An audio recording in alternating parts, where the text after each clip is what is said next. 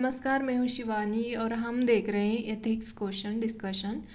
हमने एथिक्स के 70 डेज़ का चैलेंज रखा है, उसमें हम डेली एक क्वेश्चन देखते हैं। हालांकि आजकल मैंने क्वेश्चन डिस्कशन नहीं किया काफ़ी दिन से, तो मैं उसके लिए आप सभी लोगों से माफ़ी मांगती हूँ। और मैं ट्राई करूँगी कि मतलब आज डे 31 चल रहा है, तो 5-6 दिन में हम क्वेश्चंस मतलब कवर कर देंगे और रेगुलर करेंगे क्वेश्चन डिस्कशन। और यहाँ से हमें अच्छे से पढ़ाई करनी है, कोई बहाना नहीं देना है। जो बहाना देगा उसका कोई फ्यूचर नहीं रहेगा। तो हम आज से कंटिन्यूली बिना कोई बहाने के अच्छे से प्रिपेयर करेंगे और इस बार की यूपीएससी का इंटरव्यू दे के ही बाहर आएंगे। तो चलो फिर हम डे 12 का क्वेश्चन आज डिस्कस करने वाले हैं। तो क्वेश्चन ये था, ये क्वेश्चन प्रीलिम्स के अकॉर्डिंग भी इम्पॉर्टेंट है और मेंस के पर्सपेक्टिव से भी इम्पॉर्टेंट है। तो मैं ज़्यादा टाइम नहीं लूँगी क्योंकि आप सभी जानते हैं इस पर्सनालिटी को, तो इसीलिए मैं ज़्यादा टाइम नहीं लूँगी। तो चलो अब मैं क्वेश्चन बताती हूँ आपको कि what were the measures teaching of Guru Nanak. मतलब क्या गुरु नानक की टीचिंग थी उसको हमें एक्सप्लेन करना है और आज के टाइम पे उसका क्या रेलेवेंस है, ये हमें देखना है इसी क्वेश्चन में। ये इसी साल की यूपीएससी मेंस का क्वेश्चन है। तो चलो अब हम देखते हैं। इंट्रोडक्शन में मैंने यहाँ पे गुरु नानक के बारे में बताया है, वैसे आप भी बता सकते हो। इन्होंने सिखिज़म नाम का एक रिलीजन फॉर्म किया है, आप जानती हैं। वैसे हमारे इंडिया में 6 रिलीजन है, उसमें से सिखिज़म एक रिलीजन है जो गुरु नानक ने फाउंड किया था। गुरु नानक जो थे वो 1459 में थे। एक्चुअली ये पैदा 1459 को हुए थे और लाहौर में एक गांव है, वहाँ पे हुआ था इनका जन्म। उसका नाम बाद में नानका साहिब ऐसा कुछ रखा था। तो फिर हम देखेंगे कि मतलब इन्होंने मतलब इनकी जो टीचिंग है वो आज के टाइम पे कैसे रिलेवेंट है, वो हम आगे देखेंगे। यहाँ पे जस्ट मैंने उनके बारे में बताया है और आप भी वैसे ही बता सकते हो। ये पोएट थे, स्पिरिचुअल टीचर थे, इन्होंने सोशल रिफॉर्म किए थे और इनकी वजह से लोगों में अवेयरनेस आई। और ये सब मैंने यहाँ पे इंट्रोडक्शन में जस्ट लिखा है, आप भी वैसे ही लिख सकते हो। और अब हम देखते हैं कि रेलेवेंस क्या है आज के टाइम पे इसका।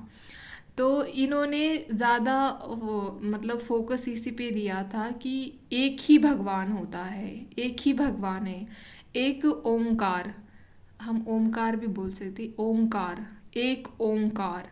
ये इन्होंने एक मतलब इसका मतलब होता है कि एक ही क्रिएटर, वन क्रिएटर, और एक ही गॉड होता है। हम जो अलग अलग गॉड्स के फॉर्म देखते हैं वो नहीं, बस एक ही गॉड होता है। और इन्होंने हमेशा मतलब जो मूर्ति पूजा होती है उसमें कभी बिलीव नहीं किया इन्होंने। इन्होंने निर्गुण निर्गुण ही भगवान को माना है। मतलब जो हम मूर्ति पूजा करते हैं मंदिरों में, वो नहीं माना इन्होंने कभी। उसी को ही निर्गुण बोला जाता है। तो फिर आज के टाइम पे ये कैसे रिलेवेंट हो सकता है, वन गॉड होना कैसे रिलेवेंट है आज के टाइम पे। तो हम देखते हैं कि इससे क्या होता है कि जो रिलीजियस हमारे जो कन्फ्लिक्ट दिखाई देते हैं कम्युनिटी के बीच में, तो वो नहीं होंगे। जैसे हम एक ही भगवान हैं ऐसे मानेंगे, सबके रिलीजन को रिस्पेक्ट करेंगे, तो इससे क्या होगा, रिलीजियस टॉलरेंस आ जाएगा लोगों के बीच में। तो इससे कन्फ्लिक्ट भी नहीं होंगे। और एक मैंने यहाँ पे मतलब एग्जांपल लिखा है कि टेम्पल्स ऑफरिंग, मतलब जब भगवान का प्रसाद जो होता है वो सभी लोगों में बांटा जाता है। वहाँ पे हम पूछते हैं क्या किसी को कि तुम्हारा रिलीजन कौन सा है, उसी के अकॉर्डिंग तुम्हें ये प्रसाद मिलेगा, ऐसे तो नहीं करते ना हम, इरिस्पेक्टिव दे देते हैं ना। मतलब कोई हमें फ़र्क नहीं पड़ता उसका रिलीजन कौन सा है, उसकी कास्ट कौन सी है, कोई लेना देना नहीं होता। तो यही आज के टाइम पे ये वन क्रिएटर का रेलेवेंट है आज के टाइम पे। सेकंड है यहाँ पे सेल्फलेस सर्विस। सेल्फलेस सर्विस मतलब सेवा।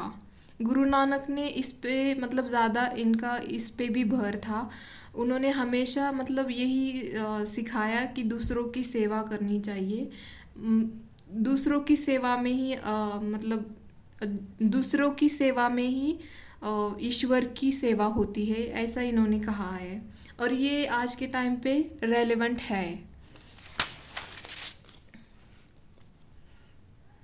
चलो अब देखते हैं कि कैसे रेलेवेंट है। जैसे कि हम देखते हैं गुरुद्वाराज। मैं खुद भी मतलब दिल्ली में एक ओल्ड राजेंद्र नगर के पास एक गुरुद्वाराज है। हम वहाँ पे जाते थे जब भी हमारे कुक नहीं आते थे, तो भूख लगती थी तो हम वहीं पे चले जाते थे, खाना खाते थे। तो ये लंगर जो है इनका, ये सच में मुझे बहुत अच्छी प्रथा लगती है। जो भी इनका जो भी है ट्रेडिशन, जो भी कहो, मुझे बहुत अच्छा लगता है। और पता है वहाँ पे मैंने ये भी नोटिस किया था, जो रिक्शा वाले होते हैं जिनके मतलब जो साइकिल वाला रिक्शा नहीं होता क्या, वो वाले, तो वो भी वहाँ पे मतलब अपना दिन भर काम करके थक हार के बेचारे वहीं पे खाना खाते थे, आराम हो जाता था उनका। तो ये बहुत ही मतलब अच्छा इनिशिएटिव है ये गुरुद्वाराज का। और ये टेम्पल्स ऑफरिंग वाला जो है, ये सच में जिन लोगों के पास होम नहीं होता, जिनके पास खाने के लिए कुछ नहीं होता, उनके लिए सच में ये बहुत ही अच्छा है। और थर्ड है ये वंद चौका, चक्को या चौका, चक्को ही बोला जाएगा है ना, वंद चक्को मतलब शेयरिंग। इसका मीनिंग शेयरिंग होता है। Emphasize sharing whatever God has given with others who are in need. मतलब जिनके पास अगर भगवान ने बहुत अच्छा खासा दिए रखा है तो उनको शेयर करना चाहिए, ये गुरु नानक जी ने कहा है। ताकि इससे मतलब अगर हम देखें आज के टाइम पे, अगर हम शेयर करते हैं, जो इनइक्वालिटीज़ है सोसाइटी में वो कम हो जाएंगी। जैसे कि हमने देखा है मतलब कोविड के दौरान कि लोगों ने ब्लड डोनेट किए, मतलब प्लेटलेट्स डोनेट किए। इससे मतलब इससे सच में बहुत फ़ायदा हुआ। उस टाइम पे इतनी क्रिटिकल सिचुएशन थी, इसमें लोगों ने ये सब मतलब डोनेट किया। और फोर्थ है प्रमोट वर्च्यू ऑफ कंपैशन। इनका जो हम सबसे फेमस तो यही है ना, कम्युनिटी किचन। जो पंगत संगत ये भी होता है ना, कि पंगत मतलब साथ बैठ के खाना। कोई वहाँ पे भेदभाव नहीं है, हर मतलब किसी का कोई बैकग्राउंड नहीं देखा जाता पंगत में। तुम कौन से जात के हो, कौन से धर्म के हो, कोई नहीं देखा जाता वहाँ पे। तो ये इनका पंगत, मैंने संगत नहीं लिखा, जो कलेक्टिविटी इन दी सोसाइटी आ जाती है उससे, संगत से मतलब सब साथ चलेंगे इस तरह से। ये एक है। फिफ्थ देखेंगे किरत करो। किरत करो मतलब living honestly with virtue, truthfulness and ethical life. मतलब हमें ऑनेस्टली हमारी ज़िंदगी जीनी चाहिए, एथिकली रहना चाहिए। ये देखो हमें पब्लिक मतलब जो पब्लिक सर्वेंट्स होते हैं उनके लिए बहुत रेलेवेंट है आज के टाइम पे, करप्शन से डील करने के लिए। और मैंने यहाँ पे यस मंजुनाथन का भी एग्जाम्पल दिया है। और सिक्स्थ है रिस्पेक्ट फॉर नेचर। आज के टाइम पे ये बहुत रेलेवेंट है, क्योंकि लोग मतलब अपने मतलब के लिए नेचर के बारे में बिल्कुल नहीं सोचते हैं। बहुत मतलब अब दुनिया देखो ना, बहुत मटेरियलिस्टिक हो गई है। लग्जरियस लाइफ जीने के चक्कर में हम एनवायरनमेंट को निगलेक्ट कर रहे हैं। तो ये आज के टाइम पे इनकी टीचिंग बहुत रेलेवेंट है। एग्जाम्पल मैंने यहाँ पे दिया है कि लाइफ मूवमेंट है, इसके थ्रू हम क्लाइमेट चेंज से डील कर रहे हैं।